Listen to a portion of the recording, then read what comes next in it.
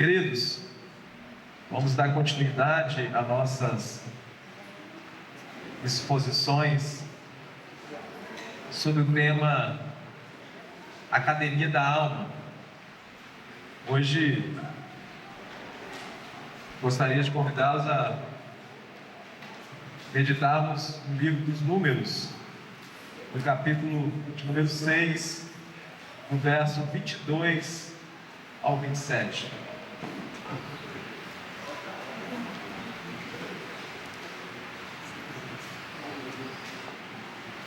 Números, capítulo de número 6, do verso 22 ao 27.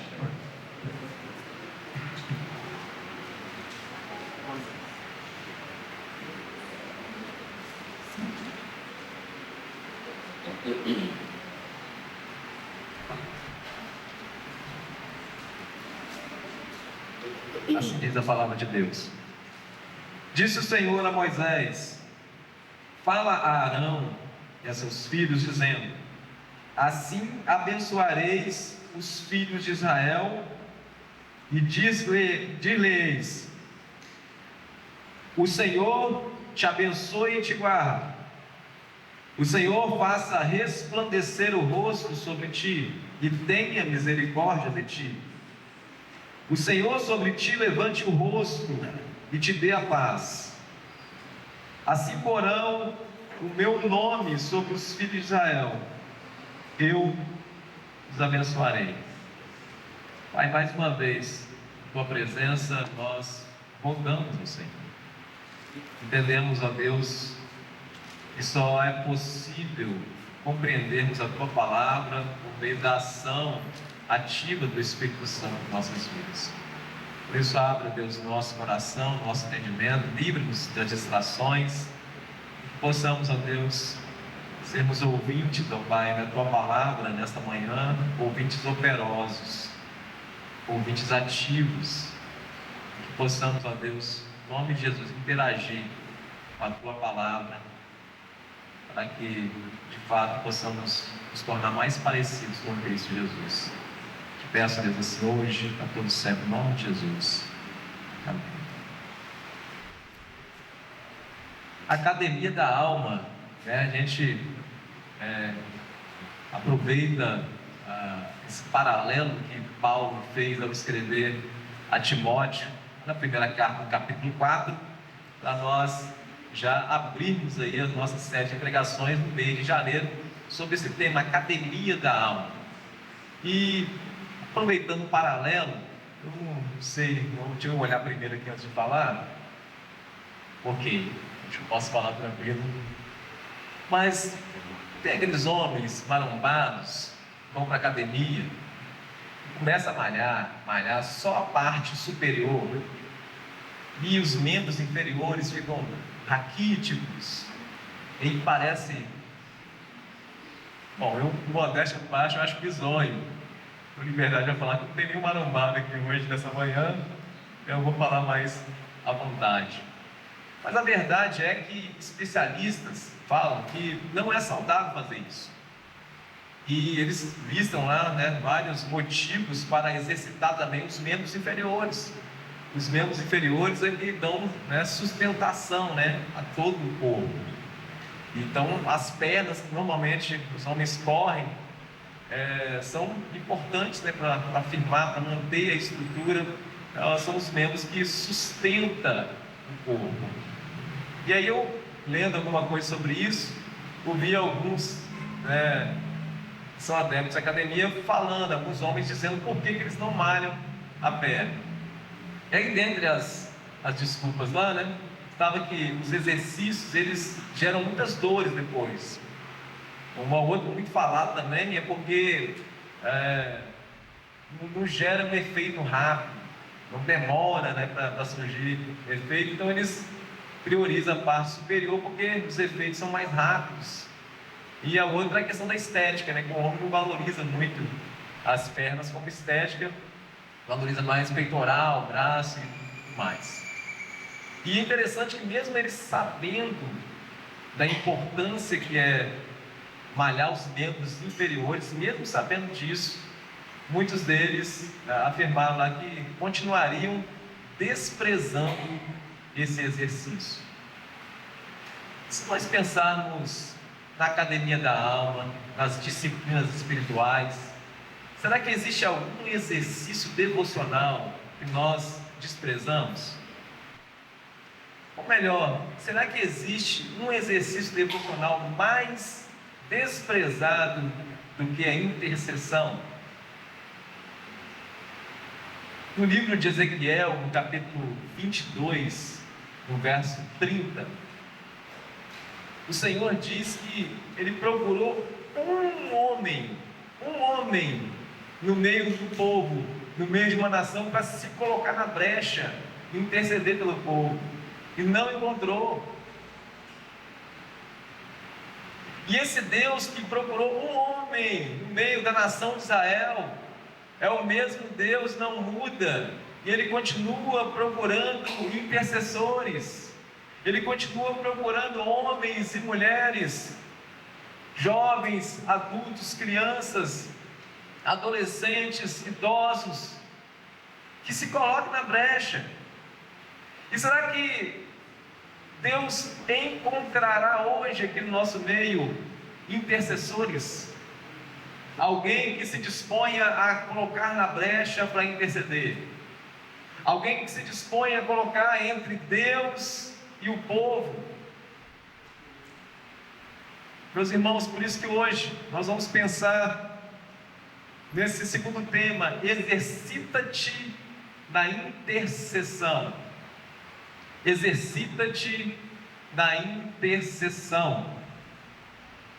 Olha, o livro dos Números, o contexto que foi registrado no livro dos Números, ele se dá no segundo ano que o povo de Deus tinha sido tirado do Egito.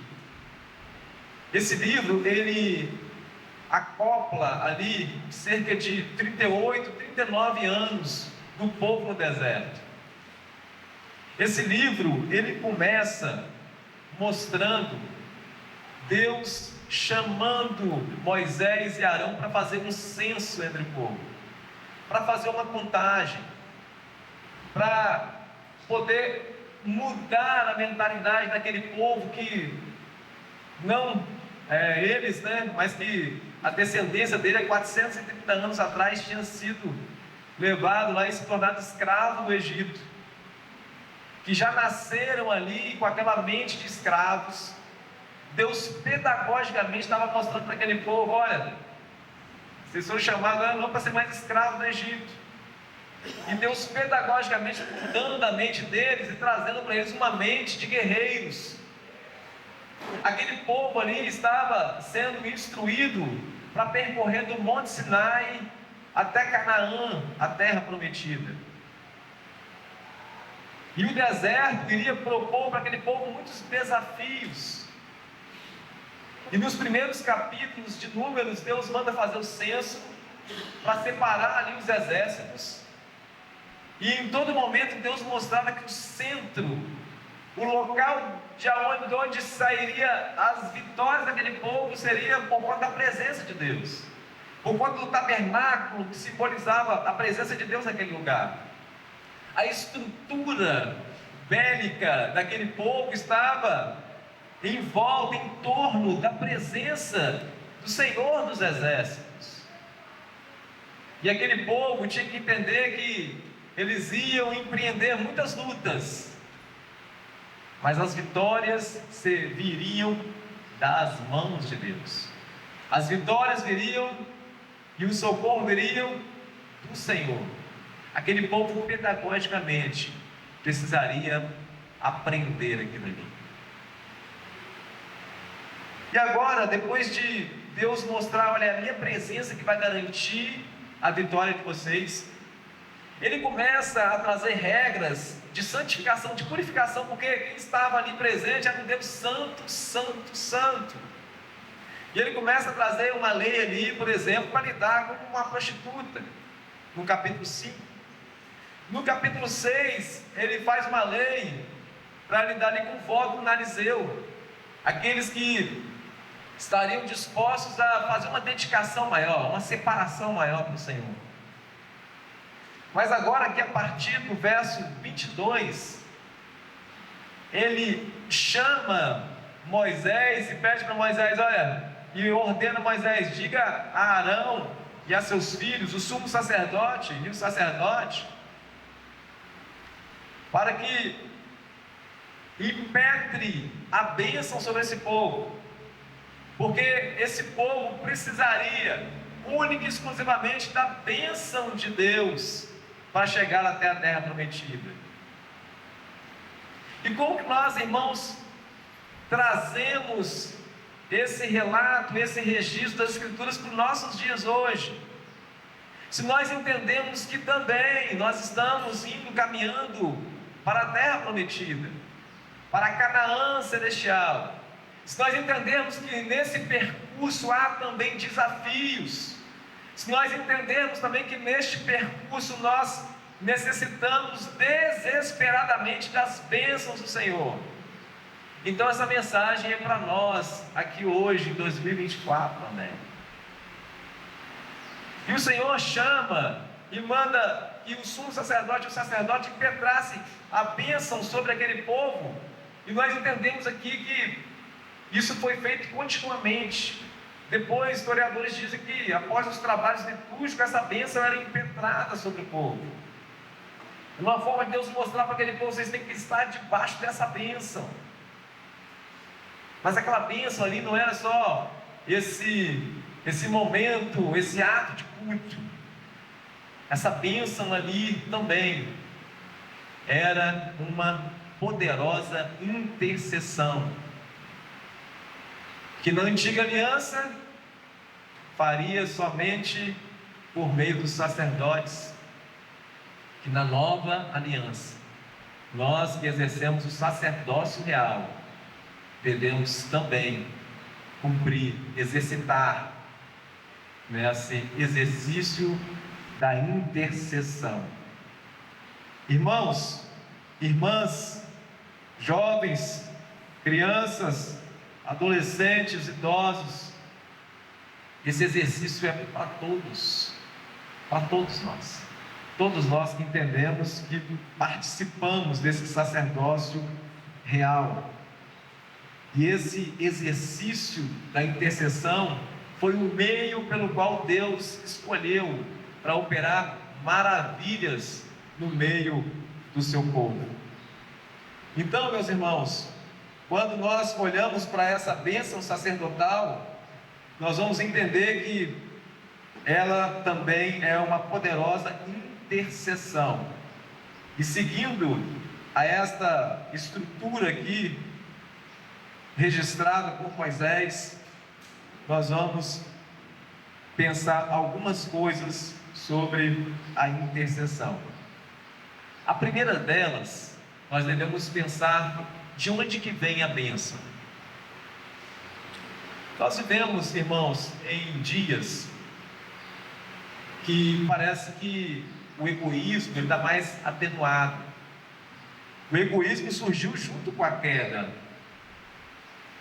mas parece que em tempos, pecados específicos, eles ganham uma proporção maior. Nós vivemos em tempos da individualidade estar exalando nossos dias. Pessoas que pensam somente em si. Pessoas que quando diz para o outro assim, Deus te abençoe, é só um cumprimento formal. Nós vivemos numa era que pouco se intercede pelo outro. E quando, meus irmãos, nós pensamos em intercessão como sacerdotes real, nós entendemos que nós somos chamados para fazer isso, primeiro porque é uma ordem, é um mandamento. Nós vemos lá na primeira carta de Tessalonicenses, Paulo trazendo isso como imperativo: orai sem cessar. Nós entendemos, irmãos, que isto é um ato de imitar o Senhor Jesus. O Senhor Jesus, que é o verdadeiro sumo sacerdote, exercitava constantemente na oração. E nós presbiterianos também devemos pensar que isso faz parte da nossa herança. presbiteriana. Quantas vezes nós ouvimos piadinhas dizendo que o presbiteriano é frio, é gelado, num sinônimo assim de que não exercita-te na piedade.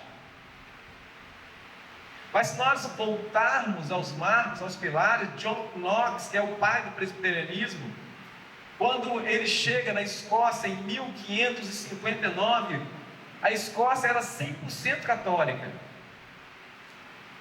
E aquele homem conhecido como homem de oração, a rainha da Escócia, dizia que temia mais as orações de John Knox do que o exército inglês. Em 1560, um ano só, daquele homem ali orando constantemente: Deus, me dê a Escócia, senão eu morro. Me dê a Escócia, senão eu morro. Me dê a Escócia, senão eu morro. Um ano depois, a Escócia era presbiteriana, irmãos. Então não tem desculpa, irmãos. Primeiro, nós somos chamados diretamente por Deus para ser intercessores. Depois, a nossa própria herança presbiteriana nos chama para isso. Nós precisamos resgatar isso, sair desse comodismo, sair dessa preguiça espiritual e exercitar nessa disciplina que está sendo tão desprezada.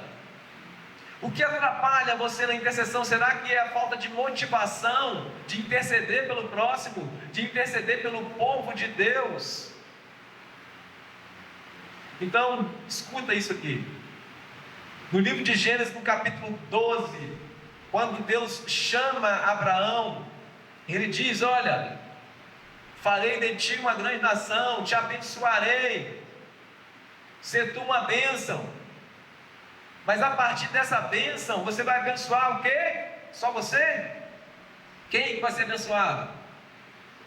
Todos os povos da terra. Nós, irmãos, somos chamados e abençoados, e muito abençoados, para sermos abençoadores. Então, irmãos e irmãs, se a nossa indisposição ao ser intercessores está nesse egoísmo, é preciso fazer uma reavaliação, se de fato nós recebemos a principal bênção de todas, que é a salvação em Cristo Jesus. Mas de onde que vem a bênção? Todos nós ansiamos por bênção. Todos nós declaramos palavras de bênçãos para o próximo. Todos nós, pelo menos, expressamos querer, pelo menos, que uma pessoa seja abençoada. Mas onde nós estamos buscando a bênção? E essa pergunta, ela deveria ser óbvia, mas não é. Sabe por quê? O próprio povo de Deus, esse próprio povo de Deus aqui, em dado momento lá, Jeremias, o profeta Jeremias, no capítulo 2, ele denuncia esse povo. Sabe o que esse povo começou a fazer? Esse povo, e aí ele profetizando ali juízo, Deus falando a Jeremias ali, ele mostra: olha, esse povo pecou duas vezes. Primeiro, porque esse povo me rejeitou, e segundo, porque eles começaram a cavar cisternas para si, e cisternas rachadas, cisternas que não suportavam armazenar água, cisternas que misturavam água com barro e se tornavam lama. Essa denúncia aqui é muito séria, porque o povo estava buscando bênção onde não tinha bênção. Esse povo estava buscando resolver o problema ali com as suas próprias forças. O que eles encontraram, irmãos, foi só lama. E eles desprezaram aquela verdadeira água da vida, que é o Senhor.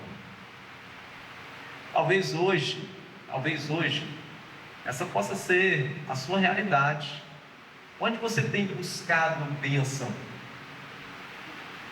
Onde está o alvo, o foco da sua bênção? Virou até meme agora, o pessoal falando que nesses vídeos são curtos que soltam na internet ali, de 10 milhões, solta uma imagem lá e aquela música: ó Deus, eu tenho tantas bênçãos. Não sei se vocês ouviram isso. Mas a verdade é que os vídeos são mais aleatórios. Se a pessoa consegue uma aquisição nova: Deus, eu tenho tantas bênçãos. Se eu estou reunido com os amigos: Deus, eu tenho tantas bênçãos, tenho tantas bênçãos. e tem buscado bênção em coisas fúteis, passageiras, efêmeras, enquanto a fonte que jorra água viva está sendo desprezada. Por isso, irmãos, aqui na estrutura dessa bênção sacerdotal ou bênção araônica, nós vemos o enfático 3 vezes o nome do Senhor aqui no versículo 24, no versículo 25 e no versículo 26, mostrando de onde é a fonte dessa bênção. De onde vem essa bênção? O Senhor te abençoe, o Senhor faça, o Senhor sobre.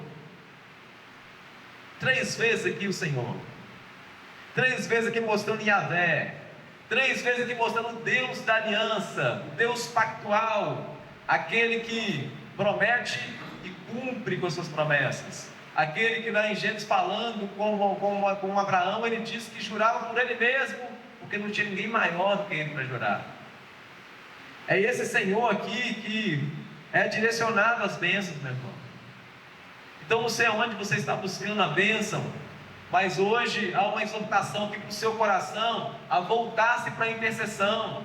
Se você entende que a bênção de fato só vem do Senhor, se somente do Senhor procede a bênção, então você precisa voltar a uma vida de intercessão, uma vida de oração, uma vida que busca diretamente a bênção do lugar certo, do local certo, daquele que emana a bênção. Meus irmãos, se nós olharmos e percebermos aqui o desenvolvimento do texto, e podendo aqui separar, talvez, em 3 momentos compostos aqui de petição, nós vamos ser direcionados a entender assim, qual é o alvo da minha intercessão? Qual é o conteúdo da minha intercessão? O que de fato eu preciso exercitar pedindo ao Senhor? Aqui tem alguns princípios que não são exaustivos, mas que pode nos trazer um parâmetro bem amplo para a nossa caminhada. Veja que no verso de número 24 diz assim: o Senhor te abençoe e te guarde. Se nós sabemos e temos a convicção que essa bênção procede única e exclusivamente do Senhor, agora nós precisamos pensar assim, que bênção é essa que está escrita aqui? Que bênção é essa que nós devemos interceder aqui? Que bênção é essa que nós devemos rogar a Deus para a vida do nosso irmão, para a vida da nossa igreja? E aí quando nós olhamos no Antigo Testamento, nós vemos que, por exemplo, existe bênção aqui no Antigo Testamento, referindo-se a filhos, a propriedades, a terra, a saúde e a presença de Deus. Nós vemos esses registros aí em Gênesis 17:16, 22:17, Levítico 26:3 até o 13, Deuteronômio 28, de 2 a 14. Mas quando nós olhamos para o contexto aqui do livro de Números, aonde o centro do livro quer mostrar: Israel, vocês estão na caminhada no deserto, vocês estão indo em direção à terra prometida, o que mais vocês precisam desesperadamente é da presença de Deus. Essa bênção aqui descrita em Números está se referindo à comunhão com o próprio Deus, está se referindo ao relacionamento com o próprio Deus. Haja vista que Yahvé, Yahvé, Yahvé, Deus do pacto, é o Deus do relacionamento. Não é aquele Deus que, como nós costumamos perceber aí na fila do banco, quando você olha para a pessoa: oi, oi, tudo bem? Tudo, vê no ônibus, ei, tudo bem, tudo bem. Não, Yahvé é um Deus relacional, e Ele se aproxima, e Ele de fato sustenta, Ele de fato se preocupa com as necessidades, Ele de fato age, move e interfere no percurso do destino, para que o propósito dele se cumpra. Então, essa bênção aqui, meus irmãos, é a comunhão com o próprio Deus. E ela é composta por quê? Porque é a comunhão, e aqui ainda está: o Senhor te abençoe e te guarde. Então, a comunhão e a proteção. Primeiro momento aqui de nós listarmos as nossas intercessões: comunhão com Deus e proteção. É o que nós precisamos focar aqui em primeiro lugar no alto das nossas intercessões. Quando nós pensamos nisso, nós vamos considerar o próprio Moisés, lá no capítulo 33, verso 15 e 16, quando o povo, em mais uma atitude de rebeldia, mais uma atitude de ingratidão, mais uma atitude de abandono do Senhor, ele intercede ali, e ele pede por aquele povo, e Deus diz: olha, eu vou cumprir com as minhas promessas, eles vão chegar até lá, Canaã, mas eu enviarei um anjo, não irei mais com vocês. Irmãos, Moisés aqui, ele colocou e empreendeu muita força nessa intercessão. Moisés aqui mostrou para o Senhor assim: Deus, se o Senhor não for conosco, se a tua presença não for, não nos faça nem sair deste lugar. Moisés entendeu, irmãos, que a presença do Senhor, ela é prioridade na nossa vida. Que vale nós recebermos todas as demais coisas sem a presença de Deus na nossa vida, sem a comunhão de Deus na nossa vida. E é por isso que nós precisamos clamar, irmãos. Nós precisamos interceder. Se você é membro desse corpo, você precisa pedir: Deus, que a presença do Senhor possa ser manifesta na vida dos meus irmãos. Que quando nós nos reunimos semanalmente, a presença do Senhor possa ser manifestada na vida deles. Quando eles estiverem lá no desafio do dia a dia deles, que a presença do Senhor possa estar com eles. Que eles possam ter uma comunhão tão grande com o Senhor, a ponto de desconsiderar qualquer movimento que não seja acompanhado do Senhor. Você consegue ansiar por isso hoje? Hoje você faz essa oração como Moisés faz? Senhor, se não for para o Senhor ir comigo, se não for para mim viver a minha vida, meu dia de comunhão, nem me deixa sair da cama. Mas às vezes a prioridade é outra. Você levanta e nem lembra do descanso que o Senhor te deu. Você levanta e nem ora, nem andando, nem escovando o dente, porque você já sai atrasado, atropelado, vai fazer suas demandas na sua força. Lá no final do dia, já cansado e exausto, obrigado, Pai, pelo dia, dorme de novo. Irmãos, Deus não deixa de ser Deus por conta desse relaxo seu. Mas isso mostra que você está buscando cisternas que não consegue armazenar água. Você está bebendo água na lama. Você está desconsiderando o que é o principal, o que é o centro. É o que Deus quis mostrar para esse povo que números.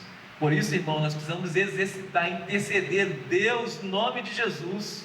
Se eu não tenho esse anseio pelo Senhor, coloca isso no meu coração.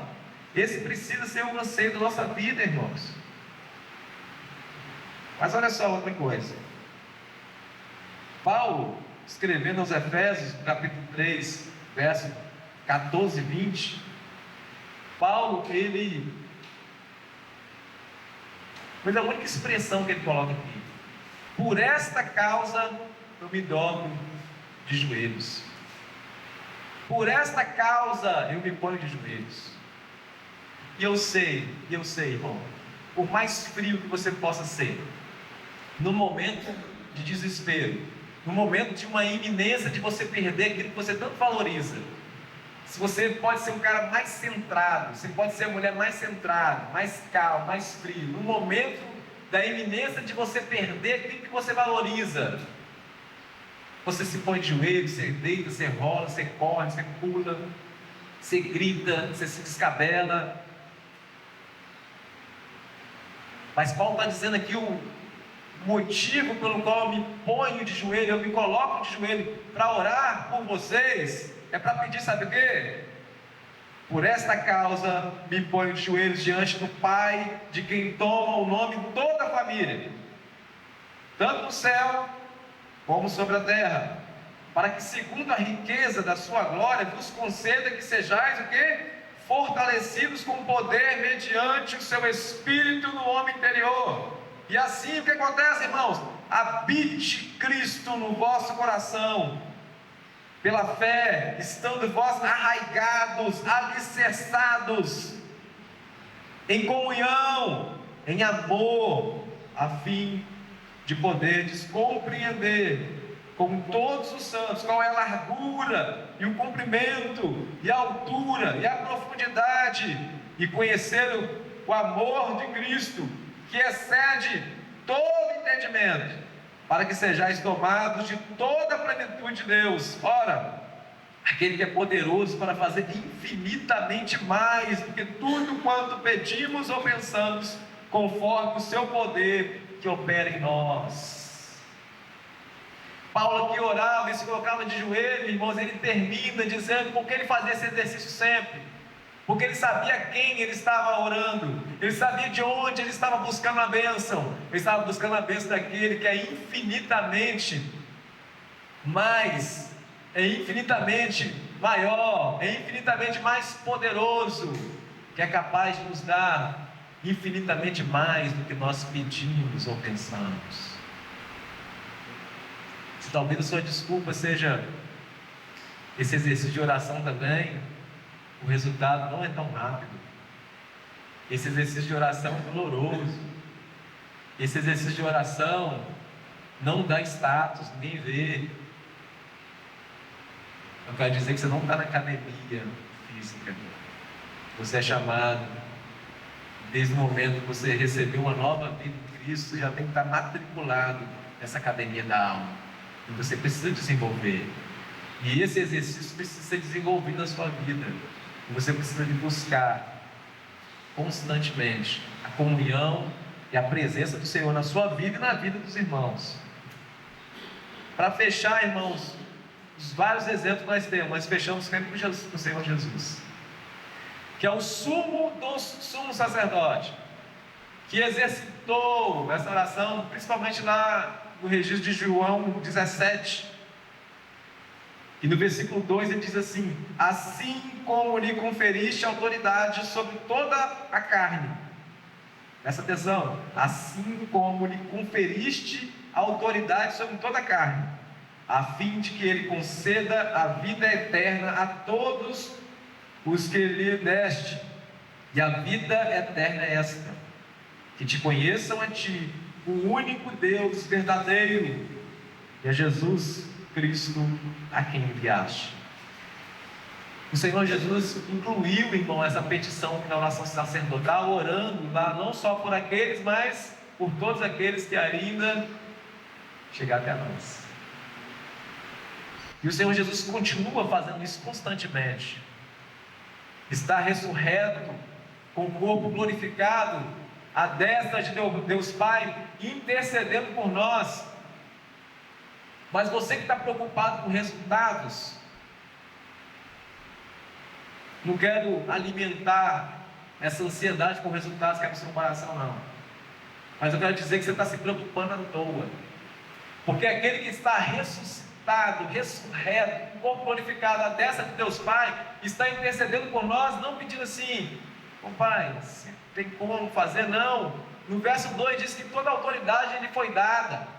Ele disse isso no capítulo 28. Juridicamente, irmãos, ele tem o direito, sabe por quê? Porque ele cumpriu aquilo que nós não fomos capazes de cumprir.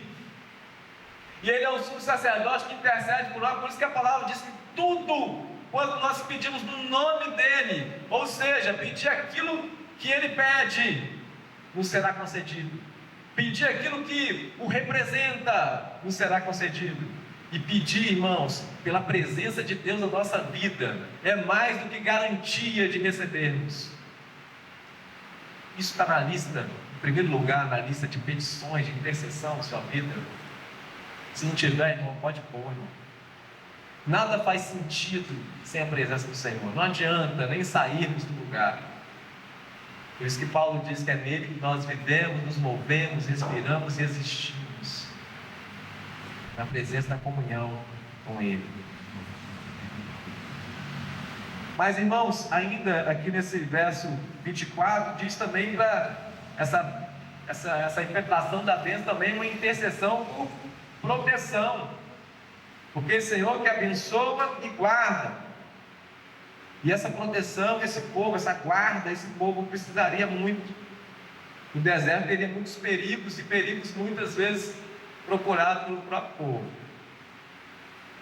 E quando nós percebemos essa intercessão aqui, irmãos, nós começamos a avaliar tanto de perigos que nós enfrentamos, o tanto de perigo que nossa família está enfrentando, quanto de perigo que nossos irmãos estão enfrentando, como é necessário nós clamarmos por misericórdia, como é necessário nós clamarmos por livramento de Deus.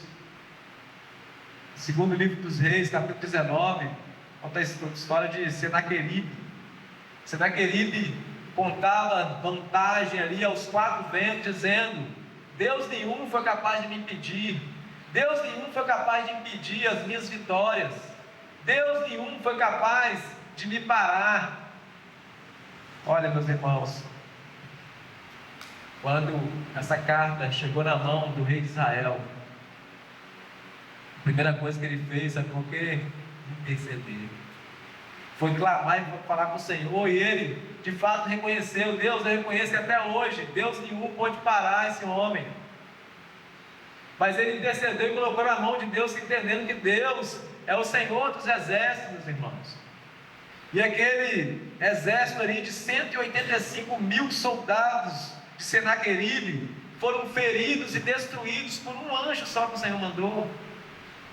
Deus, ele pode destruir esse inimigo gigantesco da sua vida, meus irmãos, sem fazer muito esforço.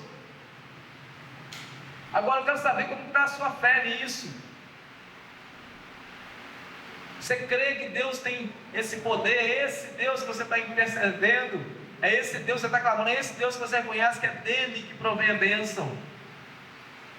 Deus é capaz, irmão, de entrar aí nessa causa que você está enfrentando. E é por intercessão que Ele quer te dar a vitória. É o meio que Ele escolheu para te dar a vitória. Sabe por quê? Isso é bom para você mesmo. Porque se Deus te dá uma bênção sem você interceder, você vai achar que foi na força do seu braço. E aí você vai caminhar passos largos para a destruição. Mas Ele está nos dando uma oportunidade para mostrar e para se revelar. Eu é que faço na vida de vocês. Isso nos preserva. Isso é preservação para nós. Mas, meus irmãos, a proteção verdadeira que esse texto está mostrando aqui é uma proteção além do que esses riscos externos.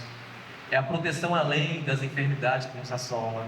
É uma proteção além do risco financeiro que nós corremos. É uma proteção além do que as perseguições que nós enfrentamos nesse mundo. E que nos ajuda a entender que proteção é essa que nós desesperadamente precisamos interceder. Está no Salmo 121 que nós acabamos de ler. O Salmo 121 faz alusão a esse texto aqui que nós estamos meditando. Do verso 3 ao verso 8 fala: Ele não permitirá que os teus pés vacilam, não dormitará aquele que te guarda. É certo que não dormita, nem dorme o guarda de Israel. O Senhor é quem te guarda. O Senhor é a tua sombra, a tua direita. De dia não te molestará o sol, nem à noite a lua. O Senhor te guardará de todo mal, guardará a tua alma. O Senhor guardará a tua entrada, a tua saída. É o Senhor que vai te guardar para todo sempre.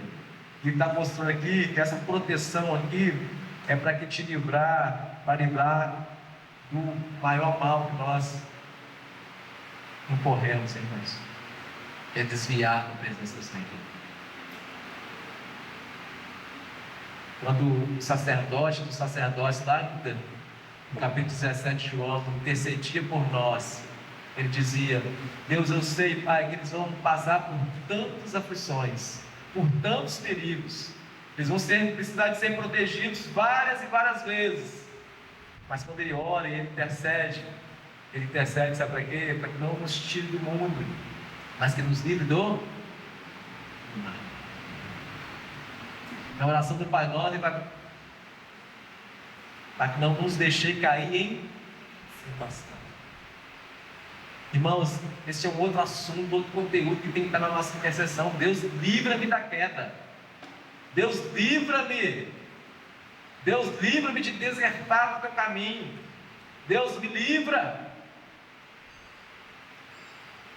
E essa oração, irmãos, ela também encontra correspondência na garantia que o próprio Senhor ofereceu lá no capítulo 17 de João, afirmando que todos aqueles que o Senhor deu ao Senhor Jesus, Ele não perdeu nenhum deles.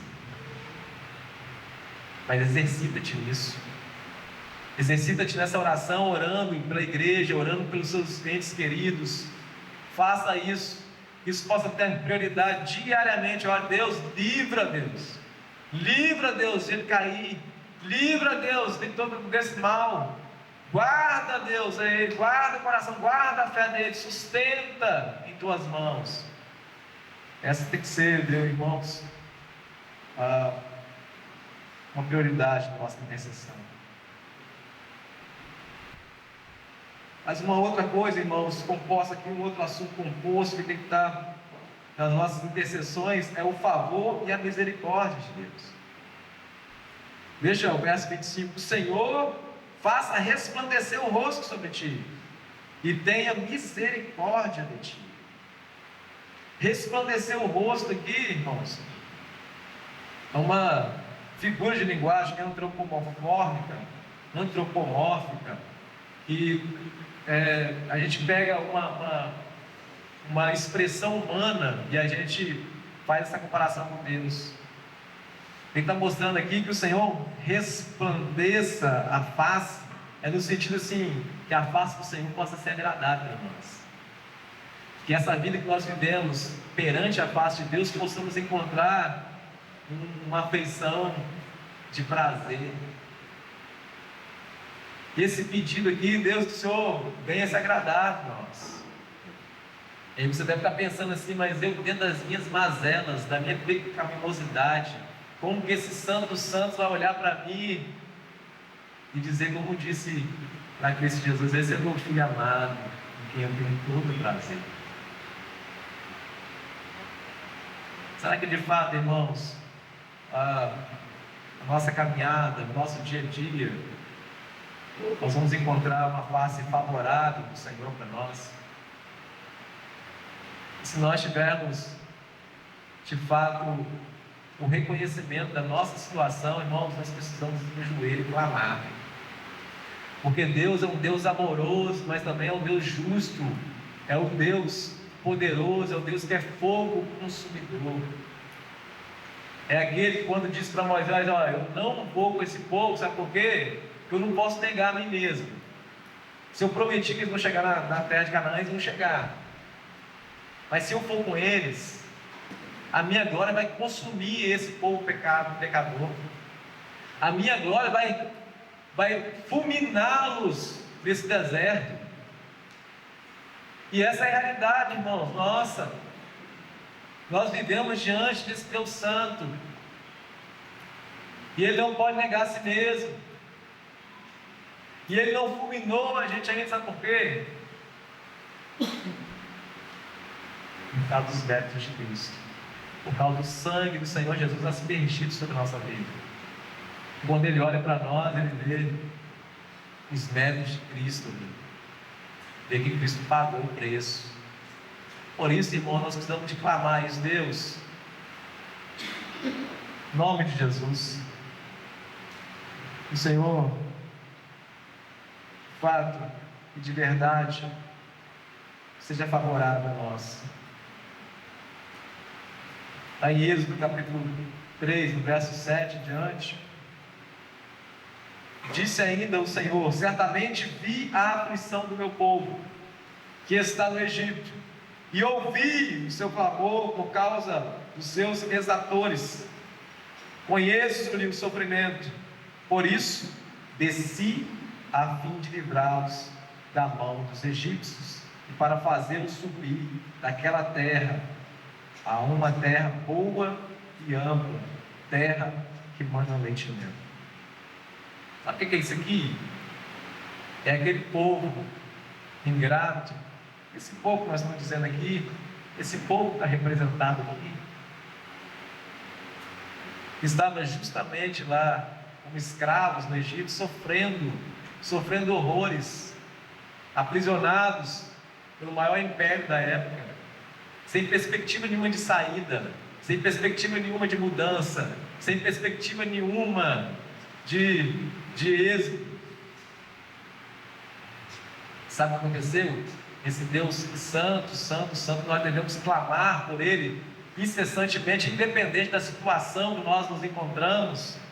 Ele interviu. Certa vez eu vi um teólogo dizer, mas pode falar isso, não, Deus não intervém. E aí eu pensando, gente, isso é um pensamento deísta. O decreto eterno de Deus não muda. E por isso, para cumprir os decretos eternos dele, Deus, ele age, ele intervém, ele interfere, e ele entra na situação, como entrou naquela situação do povo lá no Egito, e ele desceu, ele ouviu o clamor, ele ouviu as intercessões, e ele desceu, e ele interferiu diretamente na causa deles, e mudou a história da vida deles. Esse Deus que não mudou, ele intervém na sua causa. Por que você já desistiu de orar por isso? Por que você já desistiu de interceder? Por que você está desanimado? Será que está faltando fé? Meu irmão, Deus continua intervindo em histórias que para nós é impossível. É por isso que Ele é um Deus impossível. Não deixe de clamar, não deixe de interceder, porque Ele continua fazendo isso.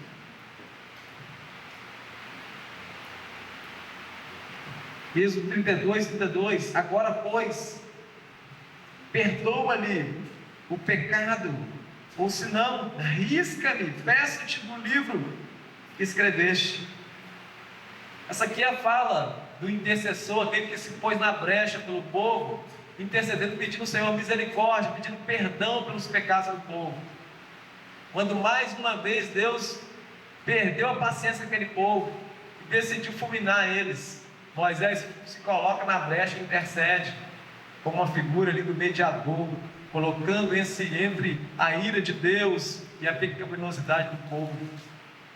E mais uma vez ele fala, Deus, se for possível, então tira, risca o meu nome no livro da vida, mas tem misericórdia desse povo. Tem misericórdia. Uma outra coisa que tem que estar na lista de oração, irmãos, pedir misericórdia. Misericórdia é não recebermos, irmãos, a punição que nós merecíamos receber. Misericórdia é clamar por isso. E o nosso Deus é um Deus que ouve, porque Ele é infinitamente misericordioso. Salmo de número 106, verso 23. Tê-los ia exterminado, como dissera, se Moisés, seu escolhido, não se houvesse interposto, impedindo que a sua cólera os destruísse. Será que você já desistiu de alguém? Será que você tem um ente querido, um amigo, um irmão? Você olha para a situação dele e fala assim, isso aí não é digno nem de perdão mais. Eu já desisti dele. O Senhor não vai fazer isso não. E aqui, irmãos, Moisés se colocou como mediador ali, oferecendo a própria vida, ainda que a vida dele não teria poder para mudar o quadro, porque a vida dele apontava para aquele que tem poder, que é Cristo. Mas ainda assim, ele se colocou nessa situação. Ele buscou intensamente por misericórdia de Deus na vida do povo. E no Salmo 106, verso 23, fala que o Senhor iria exterminar o povo se não fosse esse ato de Moisés. Você está disposto a se colocar na brecha como intercessor? Você está disposto? Eu sei, irmãos, que ao longo desse exercício, assim como o exercício físico, isso nos traz desistência, frustração, até passamos a desacreditar. No Evangelho, o Senhor Jesus, segundo escreveu Marcos, capítulo 9, conta a história, a busca de um pai em favor de um filho que estava sob os poderes do demônio, que pulava, saltava entre fogo, que estava se destruindo. Um pai que vai até o Senhor Jesus buscando, intercedendo pelo filho, e ele chega perto do Senhor Jesus e fala assim: o Senhor pode, cura meu filho. Se o Senhor pode, liberta meu filho. Aquele homem, eu não sei a quantidade de tempo que ele estava naquela luta. Eu não sei a quantidade de tempo que você está na luta com seu filho, com seu marido, com a sua esposa, com seu irmão. Eu não sei o que você tem visualizado de destruição do pecado e as influências satânicas na vida dele. Mas eu quero dizer que assim como Jesus corrigiu a mentalidade daquele homem, dizendo assim: posso, todas as coisas eu posso, e aquele homem pede: Senhor, me ajuda na minha falta de fé. Talvez hoje a sua fraqueza por intercessão seja essa, falta de fé. E é um momento oportuno para você clamar, assim como aquele homem, humildemente: Senhor, me ajuda na minha falta de fé. Ajuda-me, Senhor, na minha mente secularizada que desvaloriza a intercessão, na minha mente secularizada que acha que eu sou presbiteriano e eu não pratico os exercícios espirituais. Me ajude, Pai, na minha falta de fé, porque eu tenho colocado outras coisas como prioridade na minha lista de intercessão. É tempo de exercitar, irmãos, esse exercício que o Senhor escolheu para dar suporte, sustentação ao povo. É por meio desse meio de graça que o Senhor sustenta a igreja em pé. O Senhor está procurando alguém para se pôr na brecha e clamar por misericórdia. Assim como Abraão, lá em Gênesis 18, verso 23 a 33, orava lá, clamando, intercedendo por Sodoma e Gomorra. Nós precisamos interceder. E por fim, irmãos, um terceiro conteúdo que deve estar na nossa intercessão. Verso 26: o Senhor sobre ti levante o rosto e te dê a paz. E aqui nós precisamos de clamar ao Senhor pela atenção e pela paz.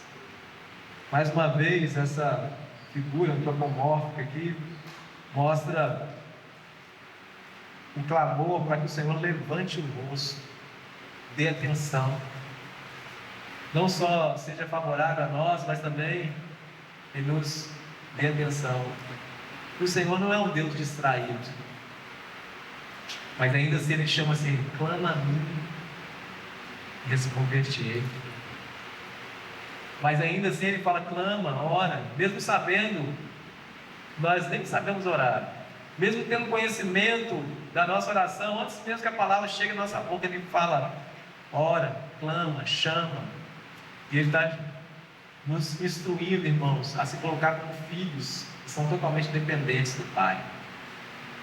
Por isso, essa petição aqui: Senhor, olha para essa situação que eu estou vivendo, olha para cá, dê atenção, Senhor, e me dê paz.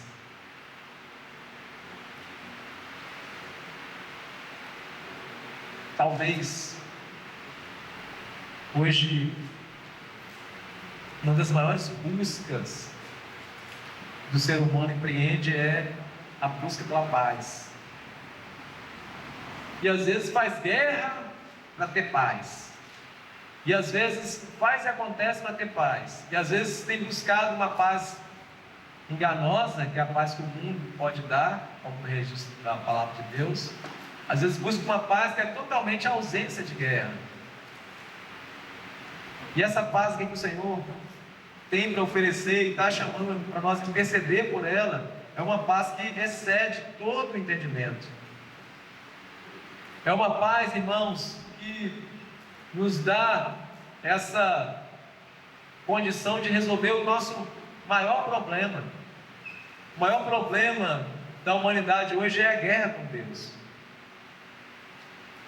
Nós ouvimos um tempo atrás aqui, em dezembro, nos sermões de Natal, sobre o príncipe da paz.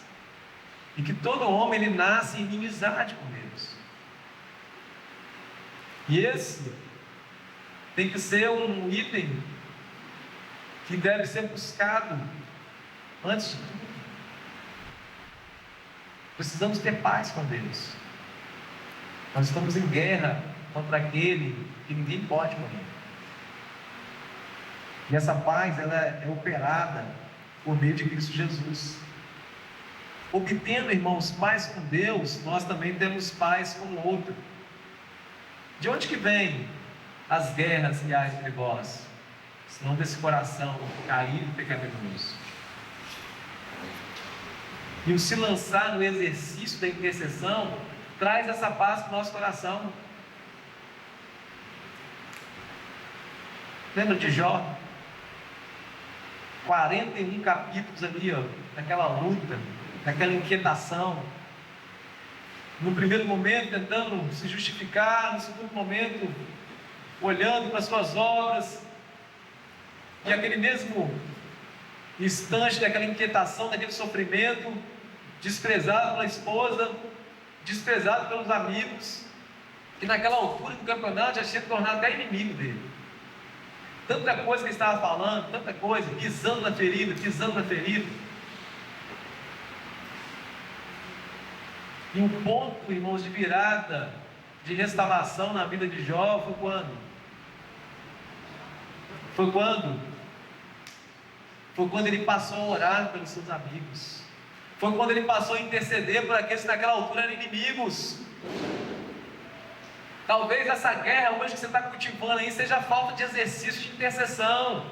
Você precisa de orar por esse que hoje é seu inimigo, por esse hoje que te traz desprazer, para esse hoje que te traz sofrimento, para esse hoje que tira a sua paz. Você precisa de orar por ele, você precisa de interceder por ele, você precisa de clamar por ele.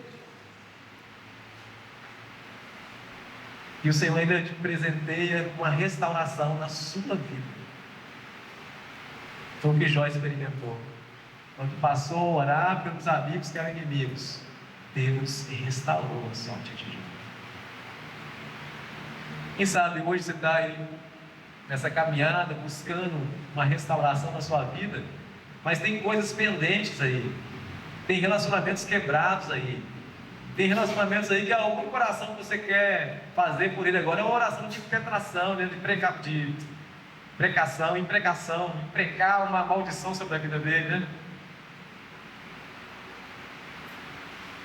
Mas o texto me chama para você interceder e clamar e rogar as bênçãos sobre esse que te faz mal. Irmãos, por isso que o reino de Deus é esse reino que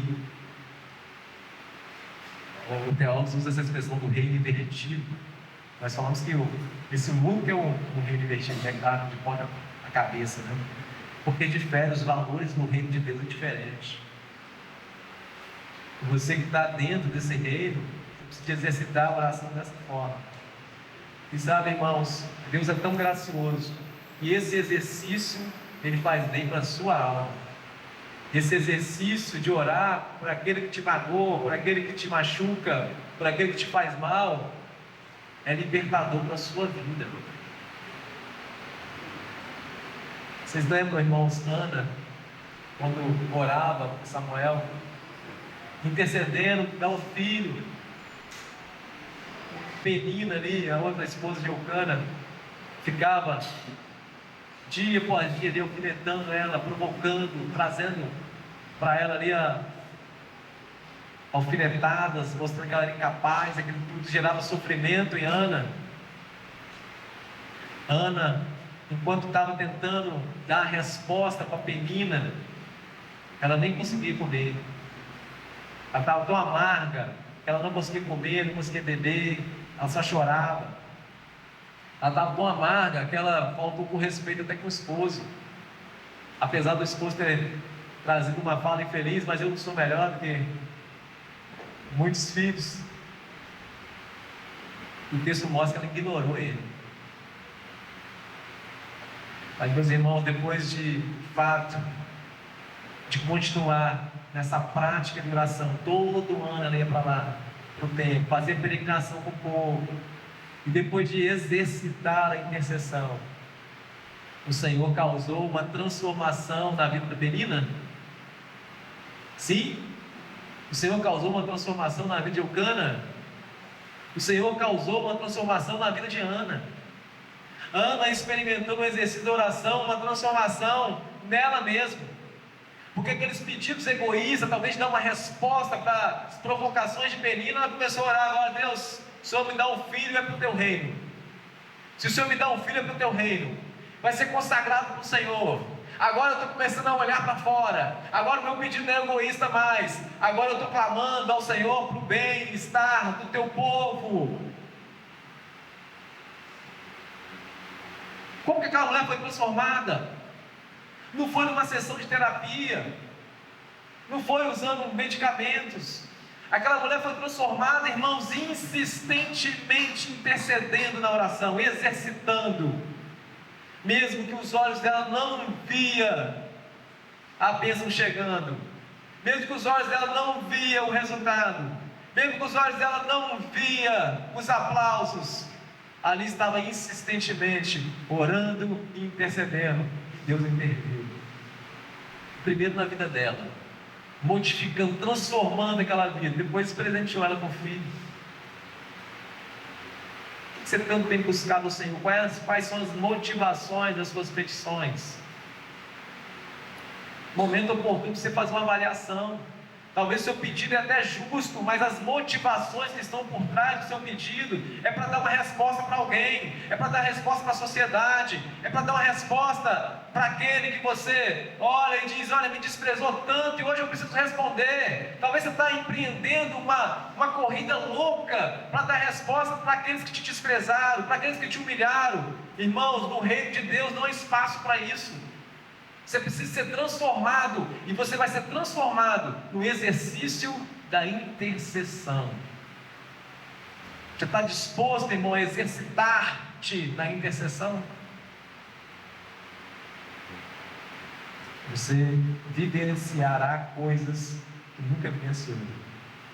Exercita-te na intercessão. Por fim, irmãos, quando termina essa ordem dos sacerdotes, o verso 27 diz assim: assim porão o meu nome sobre os filhos de Israel, e eu os abençoarei. O Senhor está dizendo: olha, com esse ato, o meu nome estará sobre o povo de Israel. Eu quero concluir nesse versículo aqui. Enquanto eu vou passar na conclusão, eu queria convidar já a equipe de louvor para tomar assento. Eu queria convidar os presbíteros aqui presentes. Nós vamos caminhar para o momento da ceia. Mas você presta atenção.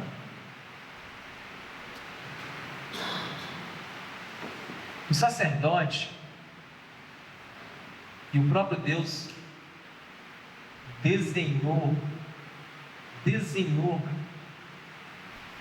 até como que seria formado a roupa ali dos sacerdotes. E dentro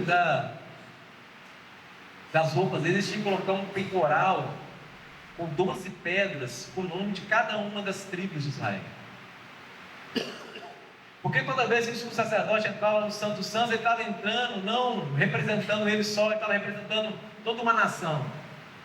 Nome de cada tribo no peitoral. Lá estava o sacerdote diante de Deus, servindo a Deus, ministrando a Deus. E os nomes das tribos lá. O que esse texto está dizendo, irmãos? É que o nome do Senhor está em nós. Se você se chama Maria e passou pela nova vida em Cristo, você é Maria de Jesus. Se você se chama João e já nasceu de novo, você se chama João de Jesus. O nome do Senhor está sobre cada um de vocês que nasceram de novo. E esse sumo sacerdote, que fez o sacrifício uma vez por todas, entrou na presença do Santo dos Santos com o seu nome no peitoral dele. Sabe para quê, irmãos? Sabe para quê?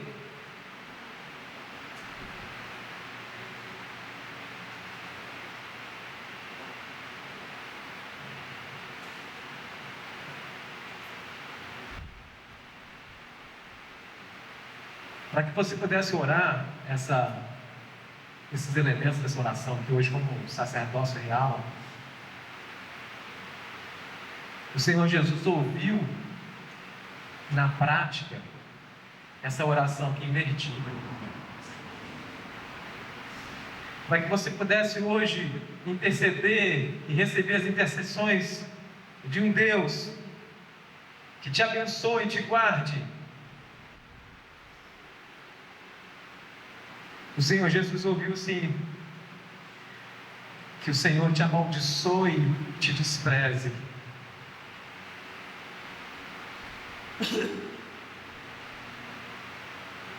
A morte de cruz era a morte maldita. Quando Ele tomou sobre si as nossas mazelas, Ele se tornou maldito.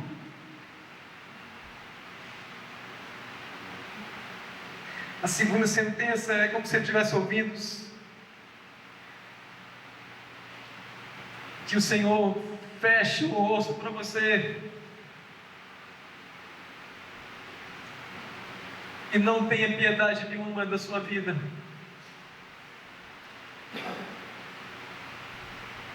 A terceira, que o Senhor sobre ti vire o rosto, te traz tormentas. Quando o Senhor Jesus estava na cruz, Ele tomou sobre si todos os nossos pecados, o Pai Santo virou as costas para Ele. Ele clamou: Deus meu, por que me desamparaste? Vamos parar, irmãos, indispostos com a intercessão, como eu e você, para amparar aqueles que desprezam esse exercício que o Senhor instituiu sobre nós, para amparar, irmãos, aqueles que desconsideram, em primeiro lugar, a presença de Deus em comunhão com Ele. Por isso eu quero te convidar a se pôr de pé neste momento.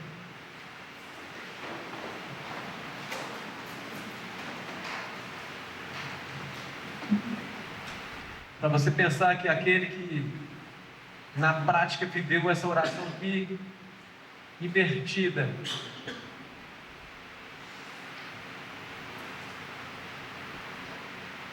suportou toda a ira de Deus, pagou o preço, venceu a morte, venceu o desprezo, venceu a maldição. Hoje está entronizado no Santo dos Santos, ressuscitou, está com o corpo glorificado à destra de Deus Pai e está presente aqui espiritualmente. Esse momento da mesa do Senhor é uma expressão máxima da comunhão com Deus.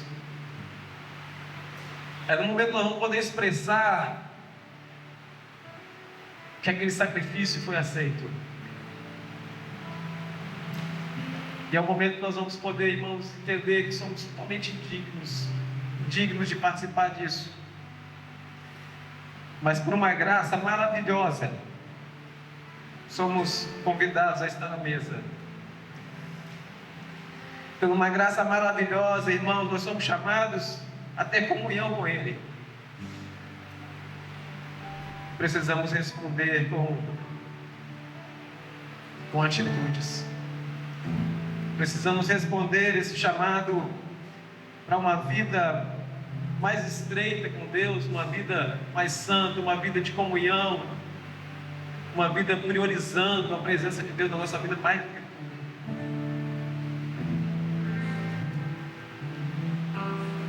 Por isso eu quero te convidar, você que já nasceu de novo, você que foi alcançado por essa graça maravilhosa, que hoje é membro de uma igreja fiel, está em plena comunhão com a igreja onde você participa, está em plena comunhão com o Senhor.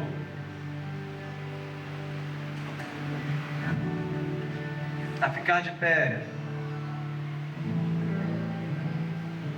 para participar da mesa do Senhor. Os demais podem se assentar e fazer uma reflexão, entender que quem pode te colocar aqui na mesa da comunhão não são homens, não é uma igreja. Quem pode te colocar aqui na mesa da comunhão é o Senhor dos Senhores, é o Deus Pai do Pai, que hoje está pronto a oferecer esse sacrifício a você.